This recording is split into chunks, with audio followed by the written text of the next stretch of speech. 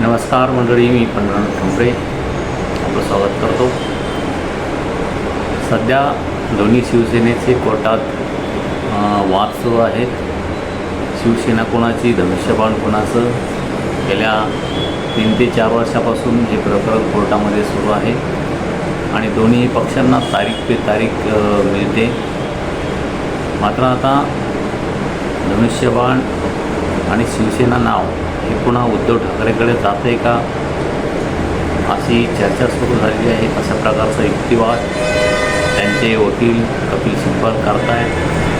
त्यामुळे भाजपाची पुन्हा एकदा या प्रकरणात काय खेळी आहे, भाजपाने या संदर्भात खरोखरच यापूर्वीच हुशारी करून ठेवलेली आहे का, एकनाथ शिंदे यांचा पक्ष, त्यांचं चिन्ह जर गेलं ते अपात्र ठरले तर या प्रकरणामध्ये आपण अजित पवार यांना सोबत घेतलं पाहिजे, त्यांची राष्ट्रवादी सोबत घेतली पाहिजे.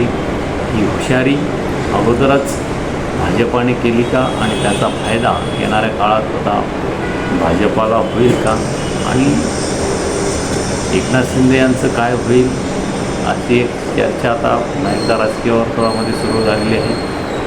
अजित पवार यांना यांची जी राष्ट्रवादी आहे ती सोबत घेऊन भाजपाने हुशारीच केली असं आपल्याला म्हणता येईल. कारण एकनाथ शिंदे यांची जी मुख्यमंत्री पद आणि त्याची इच्छा, त्यांची महत्त्वाकांक्षा ही सुरुवातीपासूनच लपून राहिलेली नाही. त्यांनी 2.5 वर्ष मुख्यमंत्रीपद भोगूनही, त्यानंतरच्या काळात त्यांची कमी जागा येऊनही त्यांनी मुख्यमंत्रीपदावर दावा केला होता.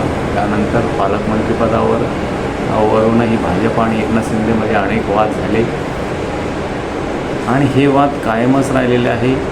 एकनाथ शिंदे यांची भूमिका ही भाजपाच्या विरोधात छुपी राहिलेली आहे आणि भाजपानेही एकनाथ शिंदे यांना नेहमीच दाबण्याचा प्रयत्न केलेला आहे. एकनाथ शिंदे यांचा उपयोग करून घेण्याचं काम भाजपाने केलेलं आहे. त्यामुळे या दोघांमध्येही नेहमीच कुरघोडीचं राजकारण आपल्याला गेल्या 4 ते 5 वर्षामध्ये पाहावयास मिळालं. आता एकनाथ शिंदे अनेकांना सोबत घेऊन जोडून पुन्हा येणाऱ्या 2029च्या निवडणुकीमध्ये स्वबळावर निवडणुकाला सामोरे जातात का हे पाहायचं आहे की भाजप हुशारी करून एकनाथ शिंदे यांना सत्तेबाहेर ठेवतं आहे.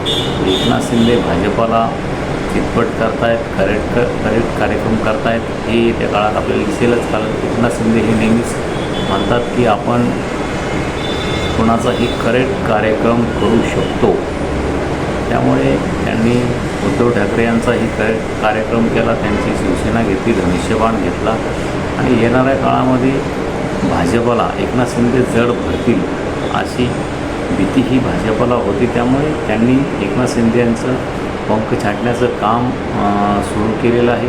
आता त्यांचा पक्षाचा चिन्हाचा वाद कोर्टामध्ये सुरू आहे. या संदर्भात लवकरच पुढे ही सुनावणी होणार आहे आणि धनुष्यबाण आणि शिवसेना जर एकनाथ शिंदे यांच्याकडून गेली, तसा निकाल जर आला तर भाजप या वेळीचा फायदा कसा घेईल, येणारी राजकारण भाजपाचं कसं असेल हे येणाऱ्या काळात आपल्याला दिसेलच. मात्र त्यामध्ये एकनाथ शिंदे काय भूमिका घेत आहेत हेही पाहण्याजोगे असणार आहे. मात्र त्यांची जुबी भूमिका ही भाजपाच्या विरोधामध्येच राहिलेली आहे आणि भाजप ही एकनाथ शिंदे यांच्या भूमिकेमुळे हुशारीने वागत आहे.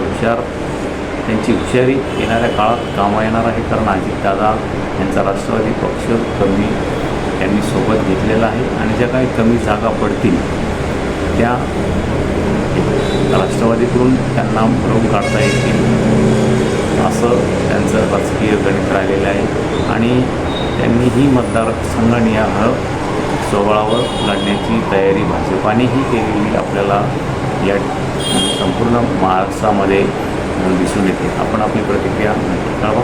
धन्यवाद. थांबतो.